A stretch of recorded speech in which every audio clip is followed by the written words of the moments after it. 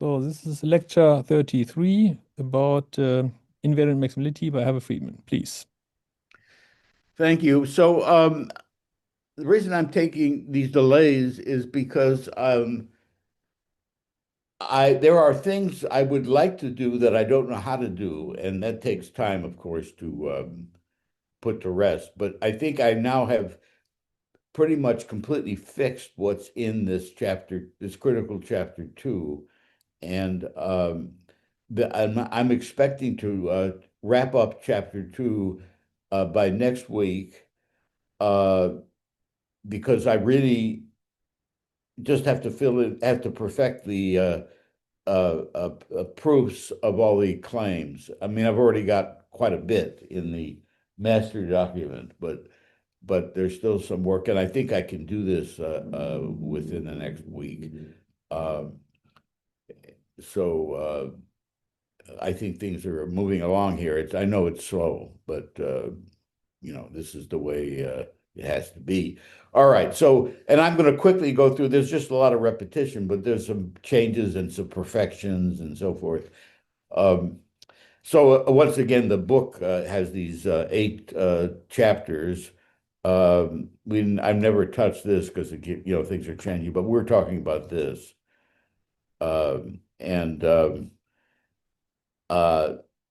Then there's this chapter three we'll do right after it, which I'm not sure exactly what's in here, but I know there's some stuff in here uh, where I just try to prove some stronger things that use some logical notions to describe, like looking at all conditions of a certain form, which I try to avoid here because this here is kept extremely mathematical, strictly mathematical. Here, though, uh, there's some use of all statements of a certain form or whatever, which of course is very powerful and would give this.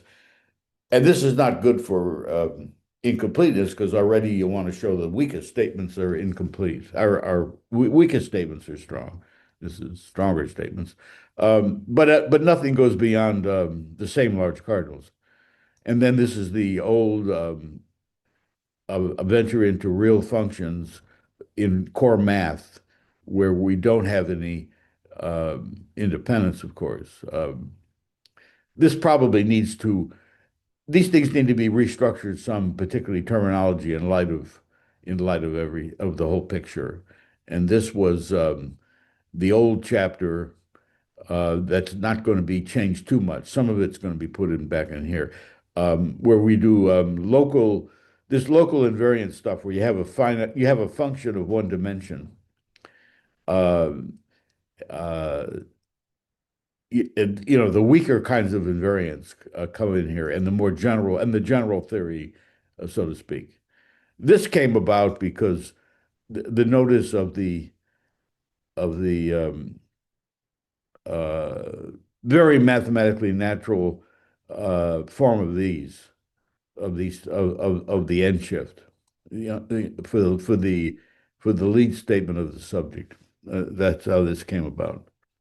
All right, and then the explicitly finite forms, which we started, and now we have to go back to, and then I haven't even really gotten into what the game theory exactly looks like. All right, so that's what we've got here, and this is chapter two. So the new, a little bit changed table of contents. Uh, Introduction still in flux a little bit. This is the old thing this is the background material that's just stayed constant and we don't need to talk about again. Just background, uh, simple background. Okay, and then this is the stuff when you don't have invariance, just background, more background. Then the thing starts in earnest here. And now we have altered this because I tried to do some things that I don't know how to do right now. And then I recovered as best I can uh, with uh, the right kind of statements. And then we have some equivalence.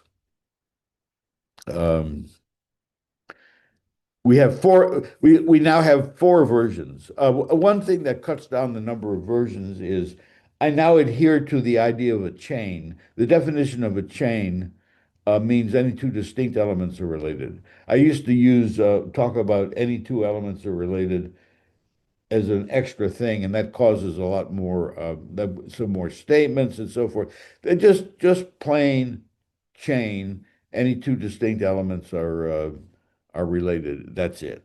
I mean, there's some more material, maybe dropping, or I can mention it sort of at the end without proof or whatever. But but uh, I'm always using chain in that sense, which is the standard chain, the sense. Most standard sense. So, and this equivalence is all done by pieces of a big giant circular equivalence. Not so big and giant, just one, two, three, four, five, six statements that circle back to themselves. Uh, Looks like I have screwed up here a little bit.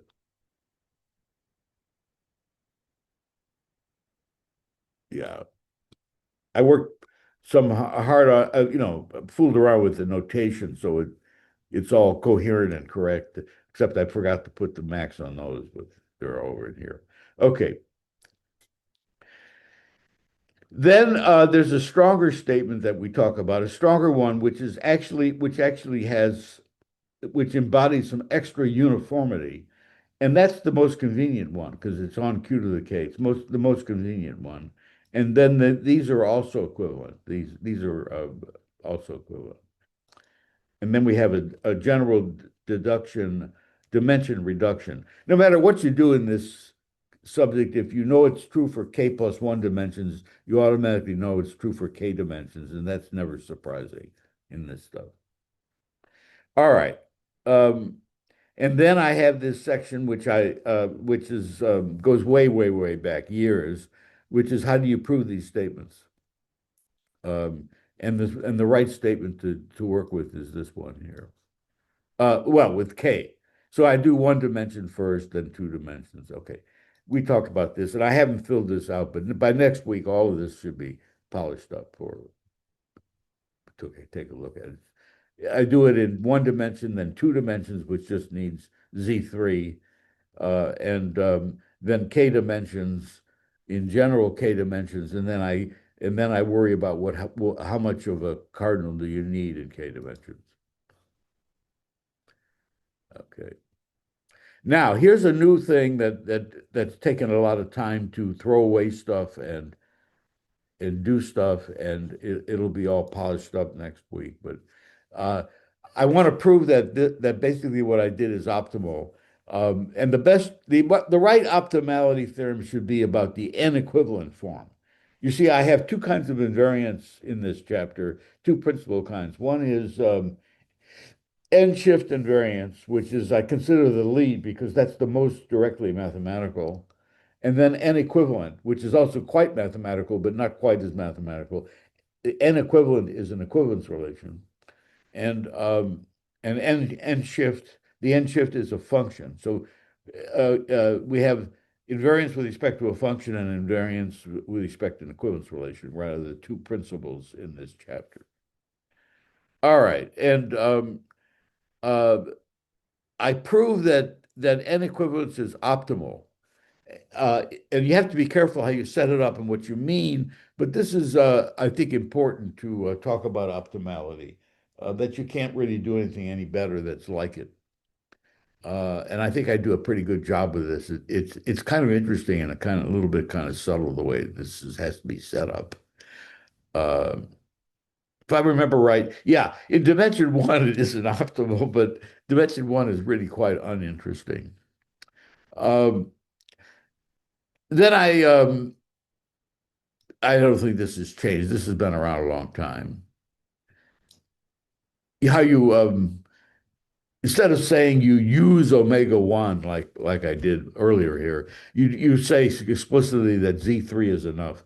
We talk about the fact that everything's implicitly pi 0, 1 and all this stuff. This has been around for a long time. It's nothing new.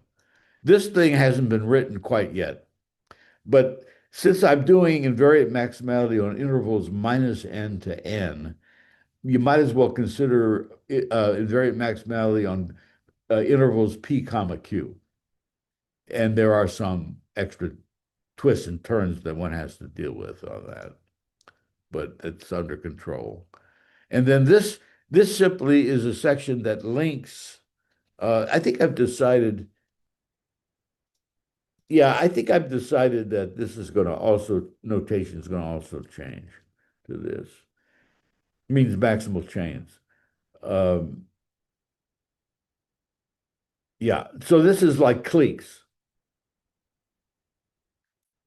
Um, yeah, I have to decide whether I'm actually going to use the word clique in here because the clique is really a chain. Is the same as a chain. Yeah, so there's going to be some issues about notation, but basically, this is the thing. Here's the point. This is the thing that the big reversal is based on. The big reversal reverses that. Actually, it reverses that in the special case where the dimension and the dimension k and the n are equal. That's not so important, but that's what we did. That's that big unchanged reversal. And so we want to derive this from any of the statements in this chapter. We easily derive this. So this links to the later work. Okay. So here we are. We have the introduction. We have this. We don't want to talk about this. We don't. I don't want to talk about too much today because there isn't that much new. This is not new at all. We have maximal change in relations without any invariance, and that's a interesting self-contained little subject. You can always get these maximal chains in RCA naught. Um, but the computational complexity issues are interesting. This is the general set theory where we're talking about maximal chains in any set, in any relation on any set. It's the axiom of choice, of course. Um, and then this is what happens with when you're on omega. It's RCA naught is enough. EFA exponential function arithmetic is enough for every finite relation has a maximal chain. Um, all right. Then we make a step towards the real subject, but not quite. Maximal chains in order invariant relations. In order invariant relations. Because we're going to do invariant maximal chains in order invariant relations. That's what the subject is about. Invariant maximal chains in order invariant relations. But here we just have without the invariance, and we get a little subject that is uh, got some computational complexity issues. Um, here's the key statement. There's no invariance in it. And it's provable in EFA, in fact, because you can describe the maximal chain uh, reasonably effectively. So you might as well you can prove it in EFA in the appropriate sense, and then you actually can say it's exponential time maximal chain. And I leave it open. Going further in computational complexity, completeness. What is the computational complexity status of having a maximal chain in an order invariant relation? So I leave that open. I don't want to, that's a totally different direction. Um,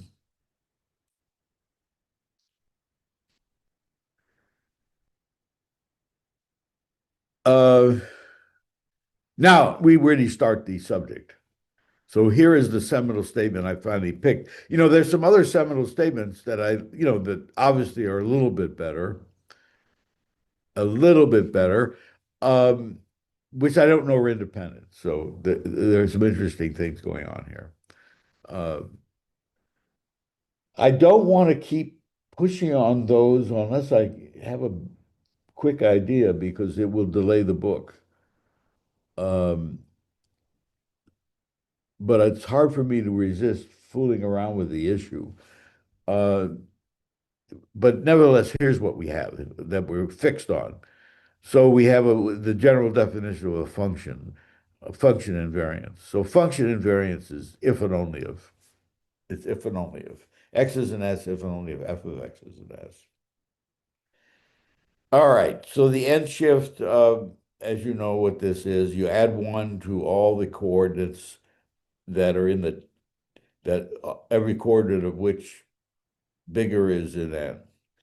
So you just have a tail. That's sort of like the tail of things that are in n. You add one to those. And the end shift of a set is that. Then we have the examples in 3 dimensions. You can re-describe this by taking the tuple and putting it in increasing order because you may have repetitions. You add one to the longest tail that's in n, and then you put it back you reassemble to where it came from. So you can think of it that way. Very, very simple. All right, so here's the seminal statement of the subject. Um, Order invariant relation, that's what OIR means. Max means, so we're going to do some maximality. CH means chain, not the continuum hypothesis, chain. And NSH means end shift, and the capital I means we're doing invariance, end shift invariance, and then we're doing it on the interval. So end shift invariance is a nickname for this statement. Every order invariant relation on every minus n nk has an end shift invariant maximal chain. So that's why so-called seminal statement. And then we talk about variance. Um, we go to equivalence relations, and this is the general equivalence relation in variance, all through mathematics. Uh, and we have an ambient space. Uh, and okay, the definition of n equivalence means their order equivalent. This definition has the disadvantage that it brings in order equivalent, whereas the end shift does not. So that's why the lead statement is with the end shift. These are n equivalent if and only if they're order equivalent, and y is obtained by x from x by replacing each of these xi's that lie in n with each of these xi's, such that everything bigger is lies in n, with an element of n. Yeah. What? So it is completely obvious that every x is n equivalent to its n shift. Every x is n equivalent to its n shift. Of course, the n shift of x might be x, right? Okay, and so therefore we have a stronger statement. So n shift equivalent invariant, n equivalent invariance. So here is the stronger statement. Um, every order invariant relation on every minus n to the k has an n equivalent invariant maximal chain. And the other one was n shift invariant maximal chain.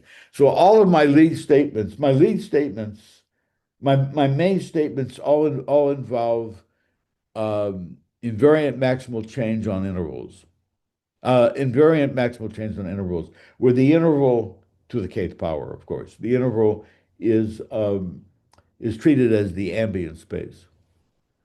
Okay,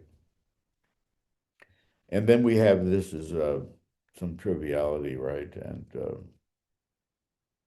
then you can define what an n-tail is and actually say this in terms of n-tails. This is just expositional changes, n-tails. Uh, but I think it's easier to directly define these notions without passing through another definition of entail. I think it's good to have that as an afterthought so that people feel comfortable with everything. Uh, but I don't want them to think that there's anything complicated going on from the beginning. Emulators is another a treatment that turned out to be very important for a gifted high school because it avoids certain kinds of simple abstractions that we all know and love as professionals. And the emulator notion, every element of S squared is order equivalent to an element of E squared. So you have finite E, that's the advantage though. finite E, and you have an S emulates E if everything in S is already present in E, in the sense of anything in S squared is order equivalent to something in E squared. And now that definition, is would be like talking about being a chain or whatever. The point is that as opposed to the other things, this does require the order equivalence relation to define, but it has some other advantages. All right, so we actually have the obvious two statements connected with those, and then we show that all four of these statements are equivalent. You see, you get a choice of n shifter n equivalence and n shift n equivalence. So there's four of these things, and we have the sections that prove. Again, it's a circular implication sequence, starting with the first is the same as the last. So you get, so they're all equivalent. Okay.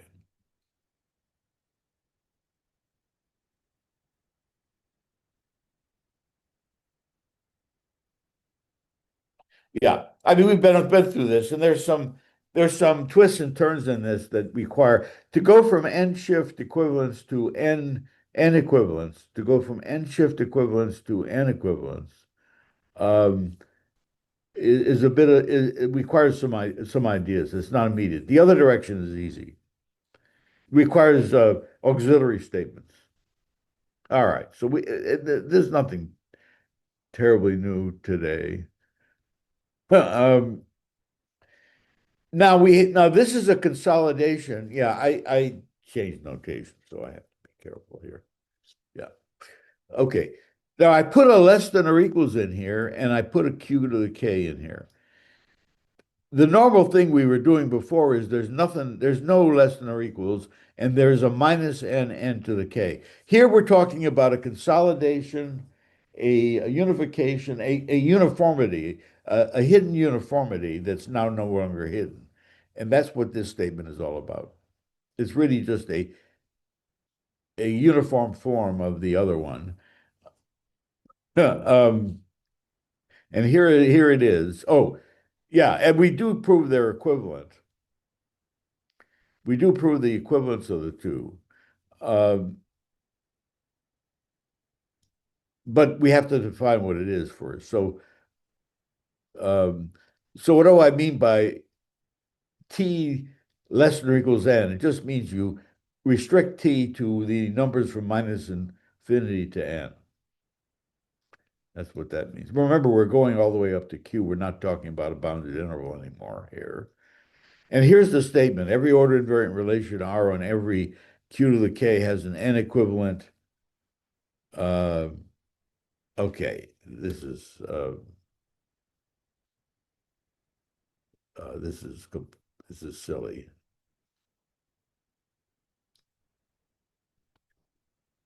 Let's do this right. Has an S where each S restricted to less than or equal to n greater than or equal to 0. By the way, all my n's in the whole book are positive integers unless stated otherwise. And here's an example where I do want to just include 0.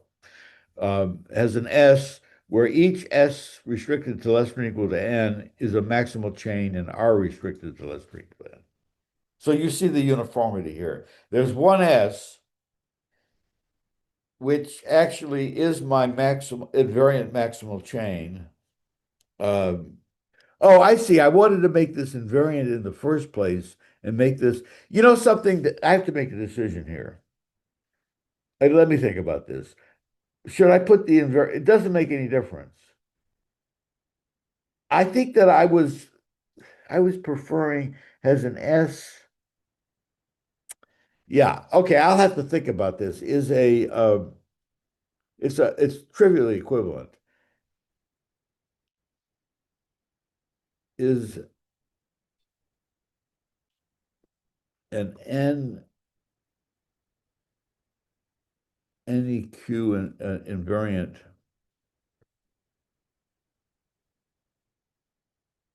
uh, maximal chain in R less than or equal to. maybe I prefer this. In other words, rather than split it off, it's utterly equivalent.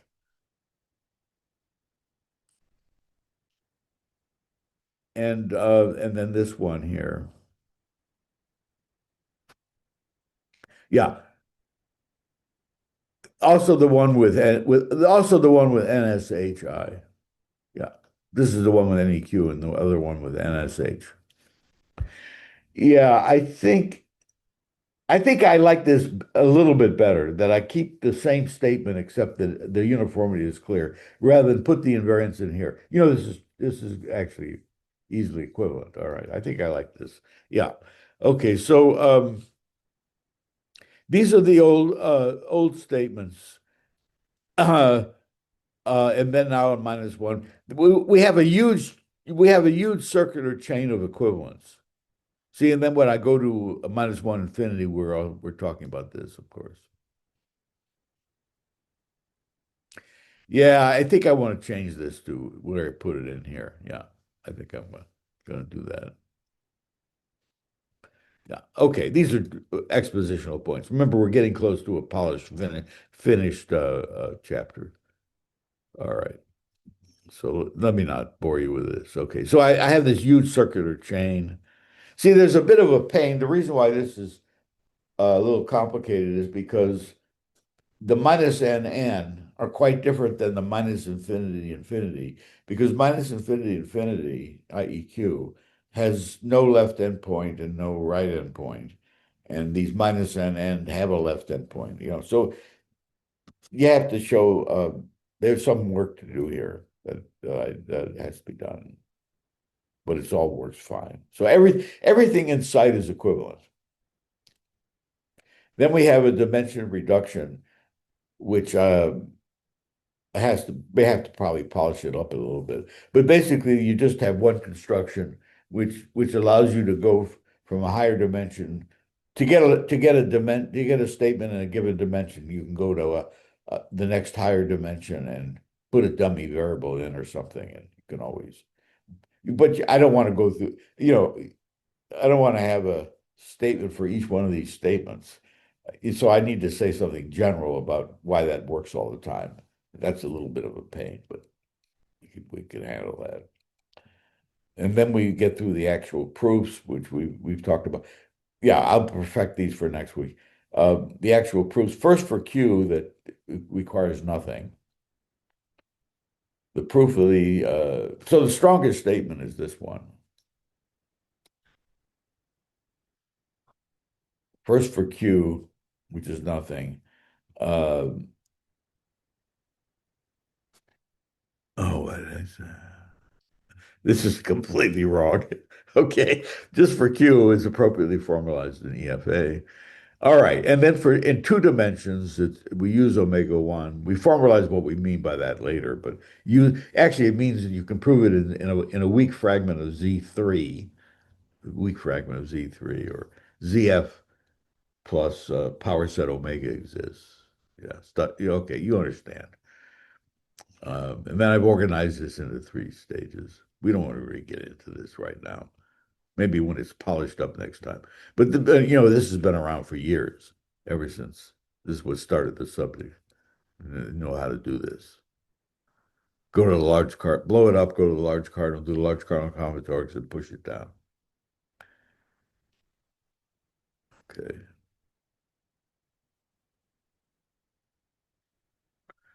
All right, nothing new. Then I do it for yeah, no, I finish it for Q squared. Then I do it for Q to the K where I don't care much.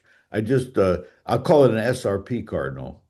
It means it's simultaneously NSRP, KSRP for every K, which is a little bit more than having SRP. So, but then I actually get serious here and do it piecewise in each dimension. Do it in each dimension and have a uniform way to do this. And I said 6 parts, I guess maybe 5 parts and 5 sections, just so it's all completely clear that everything is uniformly proved. You can actually tell when I'm using no set theory, then I'm using a small dose, omega 1 combinatorics, and then I'm using a big dose, you can you can see that the thing is more or less the same proof, but the cardinal combinatorics has changed. And then this new thing about optimality, which I don't have too polished because I was trying to do some things that I threw away. But anyways, this let's talk about this a little bit. Um, all right, so n equivalence or n equivalent is the actual term for the equivalence relation on Q to the K is an equivalence relation which has some important principled invariance properties. And we cite two of these as follows. So I'm going to cite some invariance properties that this equivalence relation has. And then we want to prove, then we want to analyze all of the equivalence relations on Q to the K that are like an equivalent in that it has these principled invariance properties. We want to look at all of them and show that all of them, that the only ones are just the subsets of n equivalents. It's just the subsets of n equivalent. Literally subset, because we're talking about relations as a set of ordered pairs. And therefore, n equivalent is optimal because it's the union of all of the ones that work. Okay. Now you do need that the two principal invariance properties are chosen correctly. I tried to do this with only with the main invariance property of n equivalence, and I got stuck when I finally decided to write everything down carefully. I got stuck, so I had to add a new one, and the new one, fortunately, is very innocent. So this took a while to flesh out properly, like maybe a day or two ago. Okay. All right. So here is the two conditions. If I have two pairs, X, Y, and ZW, and I'm interested, of course, in knowing that X and Y n equivalent. Um, if they're order equivalent and they have the same coordinates that lie in n in the same positions, if the coordinates lie in the same positions between the two pairs, uh, then we have n equivalence in the first case, if and only if n equivalence in the second case. That's clearly true for n equivalence. If you remember what n equivalence is, right? It just means that are order equivalent, and I've just moved the tails are the end tails are in the same position. If you remember, that's what we were talking about earlier, right? So this is clearly true. Um, that the way you change X to Y uh, depends only on the order types and which coordinates are in N. Okay. All right. Also, if now this is the new one that I realized that I needed. If X, Y, and ZW are permutations of each other as two K tuples, then X is n equivalent to Y if and only if Z is n equivalent to W. So, in other words, this definition of n equivalence is coordinate free. This definition of n equivalence, this notion of n equivalence is coordinate free.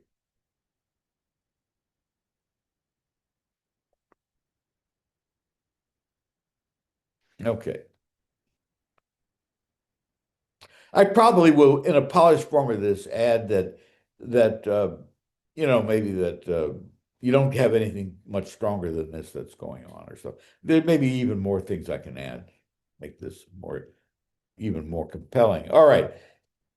So this theorem can be rephrased in the following way: that n equivalence as a subset of Q to the 2K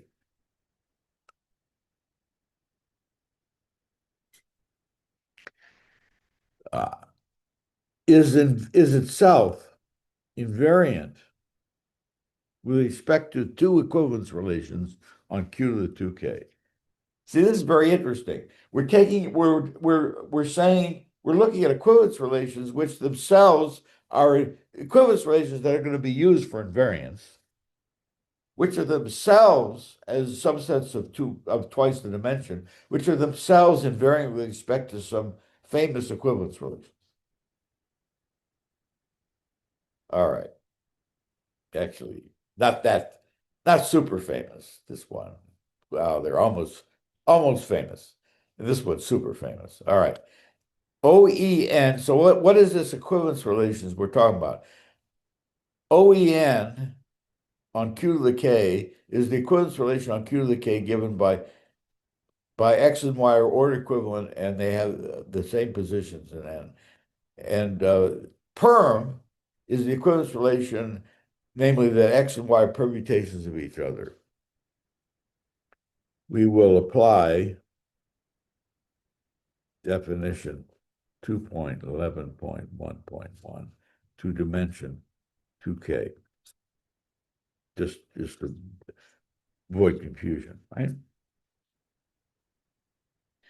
So the theorem is that N equivalent on Q to the K is an equivalence relation on Q to the K that is OEN invariant and perm invariant as a subset of Q to the 2K. So it's very natural mathematically, this kind of game. I wouldn't. There's probably math. There's probably math like this. You have an equivalence.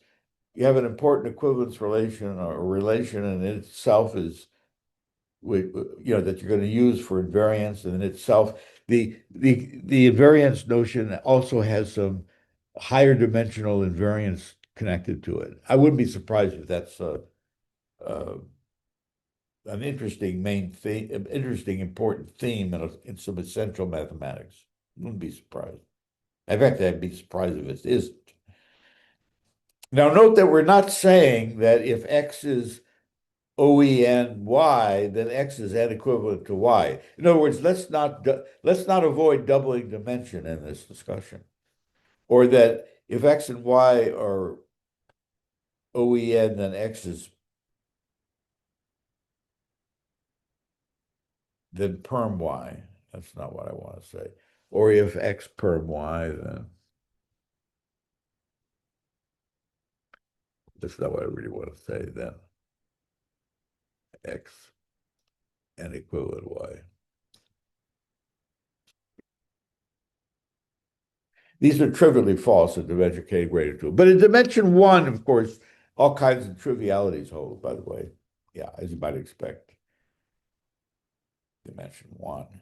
Okay, now we'll focus on E that are both OEN invariant and perm invariant, right? Okay, so here's our definition. An EQR of N, that means an equivalence relation slash N. And the equivalence relations we're looking at are those which are OEN invariant and perm invariant as a subset of Q to the 2K. This is the point.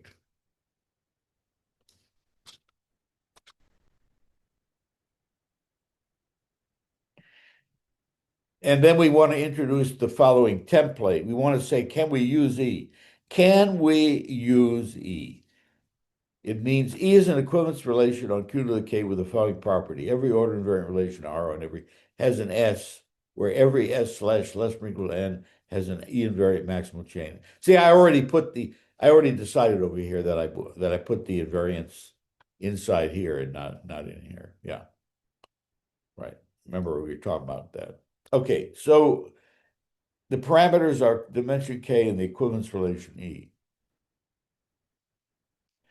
Okay, equivalence relation E on Q to the K is QK usable. So we want to talk about usability. If and only if OIR max CHE less than or equals QK, right? So an equivalence relation is usable if it has this. Now we define this for any equivalence relation, but we only really care about these really good equivalence relations. And we're going to prove the theorem that an EQRN is usable if and only if it can be extended by n equivalent. Or that extended just means a subset of, right? And that means that n equivalence is optimal. And I think this is very nice. Now, there are counterexamples if you don't have this much conditions on the equivalence rate. In other words, remember, I needed OE and OE/N invariance, and I needed permanent variance. Remember, I needed both. So that, you know, there's some counterexamples, I might put in here. I want to stop writing this book at some point, so I got to be careful. All right, here. So I prove this. I haven't even finished all the details of this, but the first thing I prove is,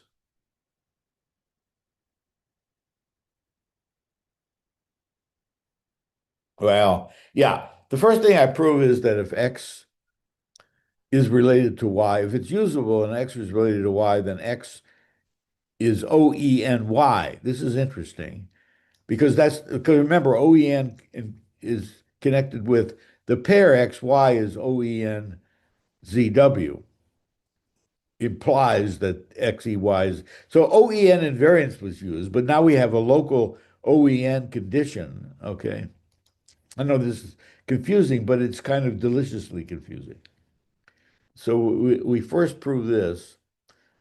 That may not be the way I actually do this, but anyways, this is a fact. And then we do the whole thing. And I think it's false with K equals one. I think we got it. There's another equivalence relation. Is there?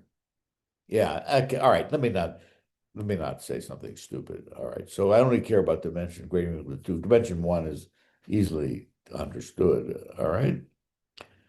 And we have a lemma that if the top element is not in capital N, then you can't move it. You can't move it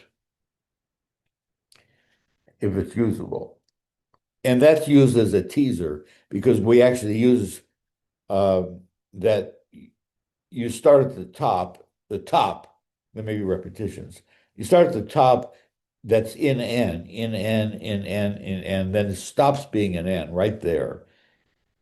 And that's where you can't move anything lower and you can only move stuff higher. And that's pretty much finishes the proof. But you got to actually prove that. And the right teaser is to first prove this when you start at the top that it's not an N, and then adapt the proof later. Much easier to understand if you do it that way.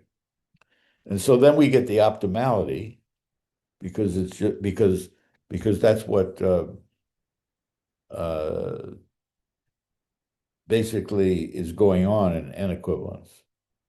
In N equivalent, that you take the tail that's an N, and then you can move those, but you're not allowed to move anything lower. Yeah, so that's how you do that. Uh, yeah, this we already discussed is not changed for a long time. Just pin everything down with formal theories. And this thing that's been around for a long time, that things are implicitly pi 0, 1, just from Gödel's theorem. And falsifiability, there's an almost equivalence between these two, being implicitly pi 0, 1 and being falsifiable. Falsifiable means if you know you a priori know if it's false, it's refutable. That's certainly true of pi 0, 1 sentences. If they're false, you know they're refutable. So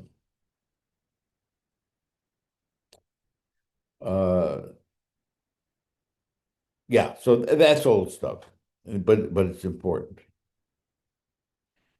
And well, rational intervals, it's good to just do that because I picked minus n, which are very convenient, with the indiscernibles being 0, 1, 2, 3, dot, dot, dot, n. And if you do minus p comma q, if you do p comma q where p is negative and q is positive, then you get a statement that's true, but sometimes it's provable. And I'll discuss that a little bit. And the issue is what happens when P is zero, or a positive integer. And I worked that out, but I don't want to say anything wrong. Just wait 1 week. Anyways, it's good to finish off that. And then this is the link to the rest of the book. And especially, this is the link to the reversal, because there's no reversal here. These statements are stronger meaning they easily imply. I don't mean that they're logically stronger. They easily imply the one that I reversed, the one that I reversed later in the book. Order invariant uh, simple graphs. This is my new notation. OISG means order invariant simple graphs. See, an OIR means order invariant relation. Order invariant simple graphs, maximum, chains. I have to decide. Maybe I'll just unify the book with chains. So a clique is just a chain. A clique in a graph is just a chain, because my definition of simple graph is just the edge relation. Yeah, and then this was the notation for the invariance condition. This is local invariance, it's called. And you remember these are one-dimensional functions. This is the identity on here, and this moves each one to the next. So that part of the book is this kind of invariance, which you call local invariance. Maybe not the greatest word. Okay. All right. I'm done, Andreas.